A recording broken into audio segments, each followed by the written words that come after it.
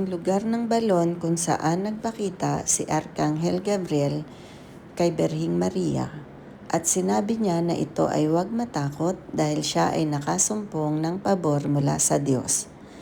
Siya ay magdadalang tao at magsisilang sa isang batang lalaki na kanyang tatawaging Jesus at magiging tagapagligtas ng sanlibutan.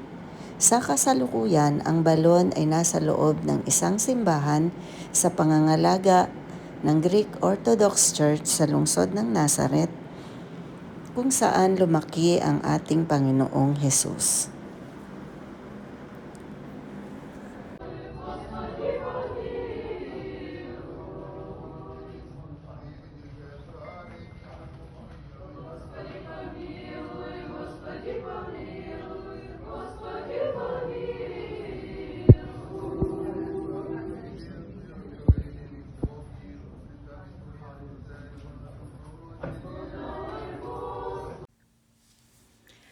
Ang kwento ni Anghel Gabriel na nakikipag-usap kay Maria, nakilala bilang Annunciation sa Aklat ng Lucas 1:26-38, ay nagdidetalye ng pagbisita ni Gabriel sa Birheng Maria sa Nazareth upang ipahayag na siya ay maglilihi at manganganak kay Jesus, ang anak ng Diyos, sa pamamagitan ng banal na Espiritu.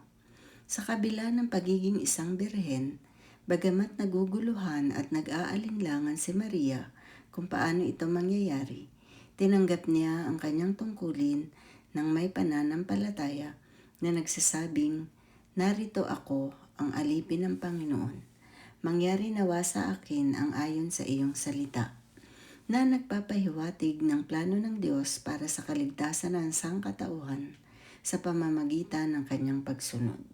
Binati ni Gabriel si Maria na tinawag siyang isa na pinaboran at tiniyak sa kanya na huwag matakot dahil nakasumpong siya ng biyaya sa Diyos. Ipinahayag niya na siya ay maglilihi at manganganak ng isang lalaki na pinangalanang siyang Jesus, na magiging dakila na tatawaging anak ng kataas-taasan at maghahari magpakailanman. Nang tanongin ni Maria kung paano ito mangyayari, dahil siya ay isang birhen, ipinaliwanag ni Gabriel na ang kapangyarihan ng banal na Espiritu ay lililim sa kanya, na ginagawang posible ang paglilihi. Binanggit niya ang kanyang kamag-anak na si Elizabeth, na matanda na at baog, ay 6 na buwan ng buntis na nagpapakitang walang imposible sa Diyos. Ang kaganapang ito ay pinagdiriwang bilang Annunciation na nagmamarka sa pagkakatawang tao, ang Diyos na naging laman. Kailangan ng Diyos ang libreng oo ni Maria para makapasok si Jesus sa mundo at tubusin ang sangkatauhan. Ang kapanganakan ng birhen ay nangangahulugan ng isang bagong nilalang, kung paanong si Adan ay tuwirang ginawa ng Diyos. Ang bagong Adan na si Jesus ay nabuo sa mahimalang paraan. Ang tugon ni Maria ay nagpatibay sa kanya bilang isang modelo ng pananampalataya at isang perpektong disipulo, gaya ng binanggit sa aklat. The story of Angel Gabriel speaking to Mary, known as the Annunciation in Luke 1:26-38, details Gabriel's visit to the Virgin Mary in Nazareth to announce she would conceive and give birth to Jesus, the Son of God, through the Holy Spirit. Despite being a virgin, Mary, though troubled and questioning how this could be, accepted her role with faith, saying, "Behold, I am the handmaid of the Lord. Let it be to me according to your word," signifying God's plan for humanity's salvation through her obedience. Gabriel greeted Mary, calling her a highly favored one, and assuring her not to be afraid as she had found favor with God.